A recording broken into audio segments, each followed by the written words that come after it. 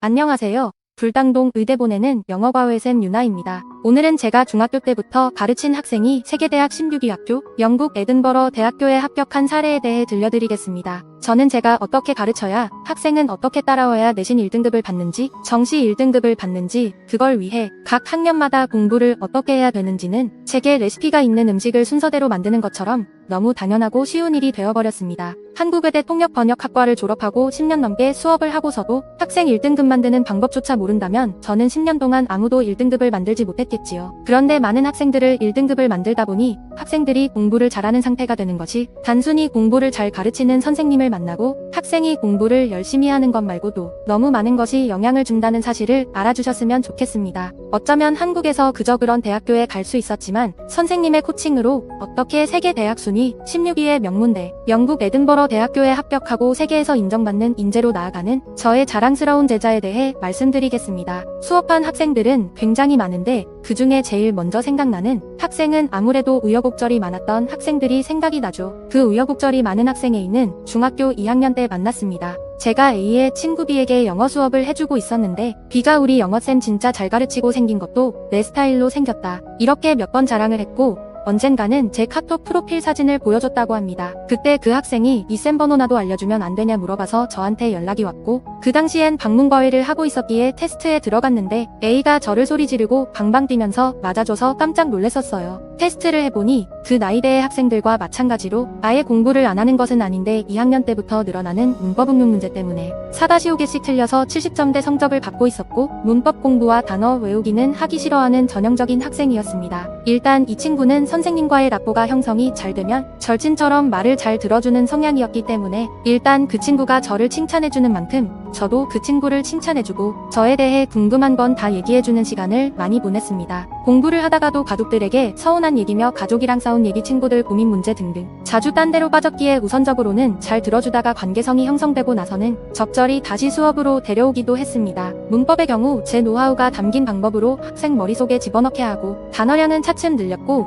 이 친구의 성향에 맞춰서 과제량 미션을 내서 달성하면 시험 끝나고 밖에서 외식하기 등을 포상으로 걸어서 관계성 향상과 학습 달성을 함께 끌어가는 수업을 진행했습니다. 기본 문법을 정리하면서 내신 대비를 함께 진행하여 한 달 후 본 시험에서 80점 후반대로 올라가고 또 2달 후 본 시험에서는 90점 후반대로 올라가서 내신 점수는 걱정이 되진 않았습니다. 문법도 어느 정도 올라오면서 이젠 구문을 함께하는 고등선행으로 나가야 하는데 문제는 끌어올려놓은 공부 스탠스를 길게 유지하지 못한다는 데 있었어요. 예를 들어 수업을 월요일에 갔다가 학생이 기분 좋게 수업을 다 마치고 충분히 할 수 있는 양의 과제를 숙제로 주고 나오면 다음 수업인 수요일에 들어가면 단어고 과제고 다 안 되어 있는데 그게 하기 싫어서라거나 과제를 다 해오면 제가 좋아한다는 걸 알아서 하기 싫어도 하려는 의지를 보여주는 학생이었는데 가족 구성원과의 말싸움이나 혹은 서운한 일이 있었다거나 하면 관계성이 중요한 그 학생에겐 그 영향이 너무 컸기 때문에 며칠 동안 속상해하면서 굴을 파고 들어가서 핸드폰만 하거나 우울한 상태가 지속이 되었기 때문에 그 사건을 객관적으로 보여주고 별일 아니라는 것을 상기시켜주거나 기분을 끌어올리는데 상당한 시간을 쏟느라고 진도가 점점 느려지고 있었어요.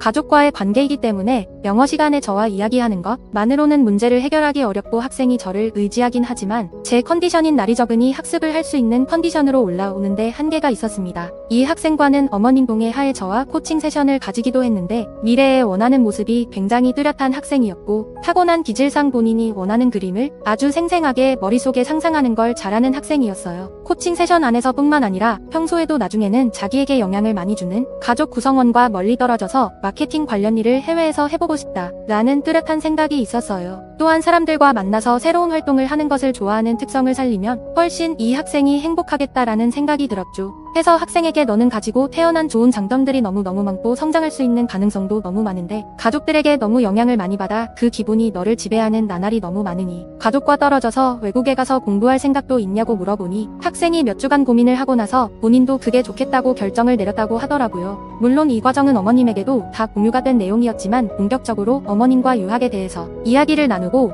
그에 필요한 커리큘럼으로 변경을 하였습니다. 말하기와 듣기가 매우 잘한다는 아니지만 의사소통은 어느 정도 되는구나 하는 수준이었는데 언어감은 있는 학생이었기 때문에 가서 충분히 따라갈 수 있을 듯 하여 큰 걱정은 하지 않았고 입학에 필요한 장문 에세이와 사트 토플 시험 성적이 필요했기에 그동안 밀려있던 구문 공부와 글을 이용한 쓰기 수업 위주로 수업을 진행하였습니다. 본인이 코칭 세션에서 말했던 삶을 생각보다 빨리 살 수도 있다는 기대감, 새로운 세상에 나가서 새로운 삶을 살 수 있을 거라는 기대가 컸던 건지 이전과는 다르게 수업 진도가 술술 잘 나갔습니다. 물론 수업 중 저와의 수다는 빼먹지 않았지만요. 이후 무리 없이 미국, 고등학교에 입학하여 친구들도 많이 사귀고 좋아하는 외부 활동도 많이 하며 잘 지낸다는 안부를 꼬박꼬박 보내주곤 했습니다. 물론 숙제하다가 좀 걸리는 부분이 있다면 초반엔 가끔 물어보기도 하더니 이후에는 친구들에 대한 가벼운 고민 상담이 필요해서 연락하게 되었어요. 가장 주의 깊게 봐야 하는 부분은 천안에서는 가족과의 관계성 때문에 꾸준히 집중하지 못하고 영어뿐 아니라 대부분의 과목에서 매우 잘하지는 않지만 못하는 것도 아닌 평균적인 학생으로